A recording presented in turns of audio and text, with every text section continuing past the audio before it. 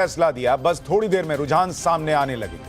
महाराष्ट्र में सत्ता का सिंहासन किसको मिलेगा? महायुति की सरकार रिपीट होगी या महाविकास अघाड़ी चौंकाएगा? झारखंड के सियासी रण में कौन बाजी मारेगा? यूपी में नाक और साख की लड़ाई में जीत योगी की होगी या अखिलेश की?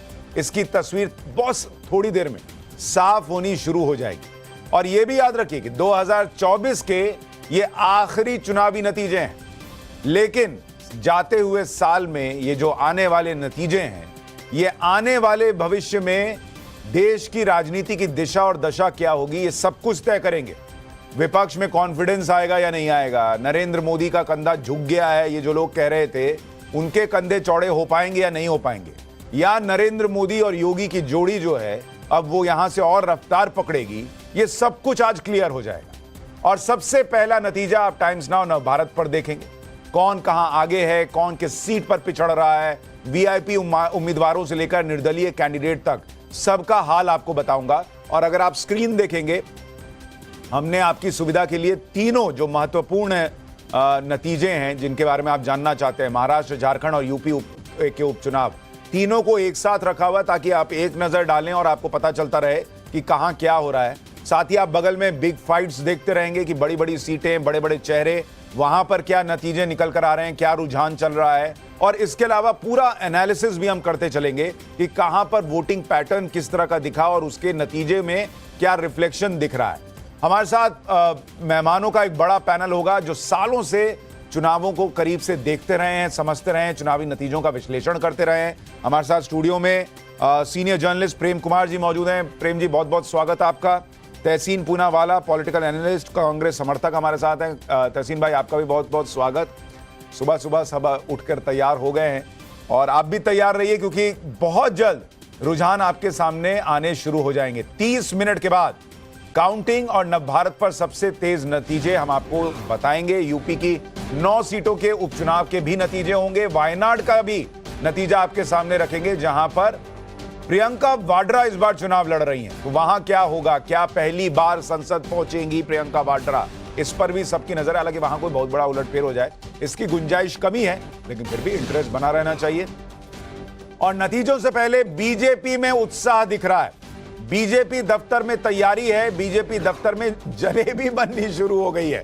तो ये एक और बड़ी रोचक खबर आ रही है कि जलेबियां बन रही हैं। जो जलेबी कांग्रेस के लिए एक तरीके से सिरदर्दी साबित हुई थी हरियाणा चुनाव में, वही जलेबी फिर से बन रही है बीजेपी दफ्तर में। क्योंकि पिछली बार जब बीजेपी ने हरियाणा का चुनाव जीता था तो उसने पिछली बार लड्डू की जगह जलेबी बांटी थी। इस बार देखिए शुरुआत हो गई है, सुबह सुबह जलेबी छननी शुरू हो गई है। अब ये नतीजे भी जलेबी की तरह घुमावदार ना हो जाएं, कहीं हंग असेंबली ना हो जाए, ये भी ध्यान रखना होगा। राकेश त्रिपाठी बीजेपी के प्रवक्ता भी हमारे साथ जुड़ गए हैं, उनसे भी बात करेंगे। लेकिन पहले जल्दी से एक एक रिएक्शन ले लेता हूं। अमित कुमार हमारे सहयोगी नेशनल एडिटर है टाइम्स नाउ नवभारत के, वो भी हमारे साथ बने हुए हैं। आप सभी का बहुत बहुत स्वागत। कृष्णा हेगड़े जी स्पोक्स पर्सन है शिवसेना शिंदे गुट के, वो भी हमारे साथ हैं। आप सभी का बहुत स्वागत। नेता लोग जो हैं उनको बहुत सारी शुभकामनाएं। राकेश भाई, यूपी पे तो बहुत नजर है, इतना उपचुनाव को लेकर कभी तनाव नहीं रहा जितना इस बार है। कॉन्फिडेंस अंदर है या कुछ जलेबी जैसा मामला है? नहीं, पूरा कॉन्फिडेंस है। और निश्चित तौर पर 2024 के जो परिणाम थे उत्तर प्रदेश के लिहाज से बहुत अच्छे नहीं रहे थे। तो ये एक अवसर है उपचुनाव का जिसमें कार्यकर्ता पूरा अपना उत्साह फिर से बढ़ा करके उसी स्तर पर ला सकते हैं जैसा 2014 में था, जैसा 2017 में था, जैसा 2019 में था, जैसा 2022 में था। तो ये कार्यकर्ताओं के लिए अवसर था और कार्यकर्ताओं ने बहुत परिश्रम किया है। मुख्यमंत्री योगी आदित्यनाथ जी ने आपके हिसाब से 6-3-7-2-9-9 मत बोलिएगा। हमें तो पूरे 9 के 9 पे अपेक्षा है कि 9 के 9 भारतीय जनता पार्टी के और एनडीए के खाते में है। कितना बोले सर, एक बार फिर से बोलिए। हम तो 9 की 9 सीटों पर भारतीय जनता पार्टी के कार्यकर्ताओं ने 9 नहीं पॉसिबल है सर, इतना नहीं हो पाएगा।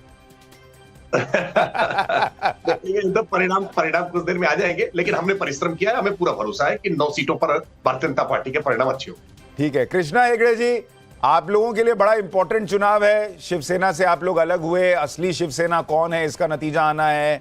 शिंदे जी ने जो मेहनत की बतौर मुख्यमंत्री, उसका रिजल्ट आना है। थोड़ी घबराहट तो होगी इस बार अलग चुनाव लड़ने में, थोड़ा सा तो तनाव होगा। कितना मामला कहां जाएगा, क्या लग रहा है आपको? चंदा, बिल्कुल नहीं, कोई घबराहट नहीं है। पिछले लोकसभा इलेक्शन में भी हमारा जो स्ट्राइक रेट था वो उद्धव ठाकरे जी से ज़्यादा था तो वहाँ पर तय हो गई कि असली शिवसेना कौन है। और उसके बाद असली शिवसेना वो है जो बाला साहब के विचारों पे चले, जो हिंदुत्व के विचारों पे चले, जो राम मंदिर को माने, जो सावरकर को माने, जो सनातन को माने। सीट और इलेक्शन होते रहेंगे, लेकिन विचार बहुत ज़रूरी है। और वो सब विचार हम मानते हैं, उद्धव जी नहीं मानते हैं। उद्धव जी तो अभी कांग्रेस के साथ है, वो सोनिया सेना है, और ज़्यादा तो औरंगजेब फैन क्लब के लोगों के साथ घूमते हैं जो सनातन के विरोध हाँ, में लेकिन ये बोलते तो हैं। आप बोल रहे हैं, उनके साथ पब्लिक वो ने क्या रहते हैं। बोला है अभी थोड़ी देर में रिजल्ट में पता चलेगा। बिल्कुल, लेकिन वो भी अच्छी बात है, पता आपका चलेगा, कॉन्फिडेंस जैसा बना लोग- हुआ है। कुछ और मेहमानों के पास बिल्कुल, जाएंगे, बिल्कुल। उससे पहले हमारे सहयोगी रविकांत ने ये जो जलेबियां छन रही है इस पर एक रिपोर्ट भेजी है, जरा उसका स्वाद आप भी लीजिए। रिपोर्ट का जलेबी तो नहीं मिल पाएगी।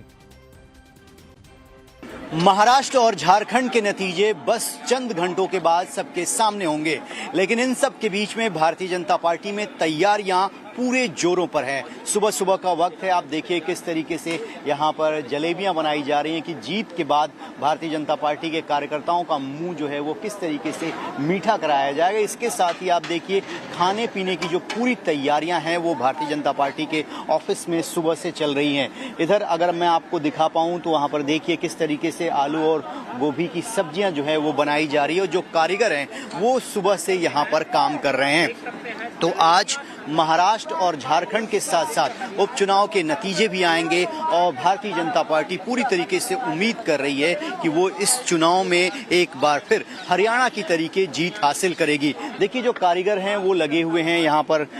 जो गोभी है वो गोभी की सब्जी कैसे बनेगी, वहाँ पर सीताफल की सब्जियाँ आपको दिखाई दे रही होंगी। तो कुल मिलाकर बीजेपी ऑफिस में तैयारियां पूरे जोरों पर हैं, और बीजेपी ये मानकर चल रही है कि एक बार फिर हरियाणा की तरीके ही वो सभी को यहाँ पर आश्चर्यचकित करेगी, और झारखंड और महाराष्ट्र के साथ साथ उपचुनाव में भी वो बेहतरीन परफॉर्म करेगी। इसीलिए तैयारियां बीजेपी मुख्यालय में जोरों पर है, और यहाँ पर पकवान बनाए जा रहे हैं ताकि जैसे ही नतीजे साफ होते हैं जो कार्यकर्ता हैं वो नेता हैं वो एक दूसरे को जलेबी खिलाकर एक दूसरे का मुंह मीठा करेंगे। वीडियो जर्नलिस्ट पंकज गुप्ता के साथ रविकांत राय, टाइम्स ऑफ भारत, दिल्ली। यानी नतीजा हो जो भी, कार्यकर्ता तो खाएगा आलू और गोभी। आलू गोभी की सब्जी बननी शुरू हो गई है। हमारे साथ जो मेहमान हैं उसके अलावा हमारे साथ रविकांत बीजेपी दफ्तर से, राकेश हमारे सहयोगी शरद पवार जी के घर के बाहर से मौजूद हैं, संभल में हमारे सहयोगी गौरव मौजूद हैं, और रांची में साकेत मौजूद हैं। तो आप सभी के पास जाएंगे। रविकांत, आपकी रिपोर्ट तो हमने देख ली, लेकिन बीजेपी कहां को लेकर थोड़ा सा डाइसी मामला लग रहा है। कुछ लोग कह रहे हैं कि झारखंड में थोड़ा neck to neck fight BJP को भी लग रही है, ऐसा है क्या?